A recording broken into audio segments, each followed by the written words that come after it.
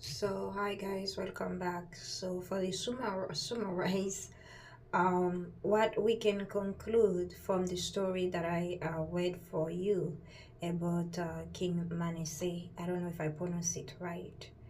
Um, so what we learn about this story and the lesson that we can learn for Haiti. The story of King Manasseh is a powerful reminder that when a leader turns away from God, the entire nation suffers. Manasseh led Judah into darkness, rebuilding idols, worshipping false gods, and practicing witchcraft. His choices opened the door to corruption, to violence, and national destruction. When you see a country is dealing with corruptions, with abuse of power, and God, that's mean God's turned away from this nation, because like I said, a leader of a nation is the future of the nation, is the strength of a nation. So the same truth applies today. When leaders rejects God's way, the people lives in confusion, fear, and pain. Haiti is a nation deeply loved by God, has faced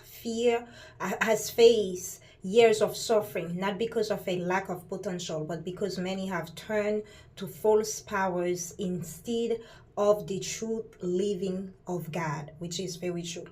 So they learned how to be disobedience led to Judah's fault. In 2 Kings 21 and 2 Chronicles 33, we see that we see how repentance can still bring restoration. Understand the spiritual message for Haiti and all nations. It's lest this message open her eyes. A nation cannot stand without God at the center.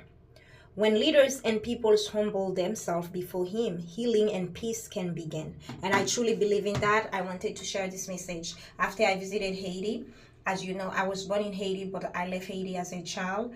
I grew up in Paris all my life and moved to in the US as an adult. So I didn't really know what's going on. When you see in TV and when you go in person, this is when you realize, wow, there's a spiritual awakening that happened in me after I visited my birth country.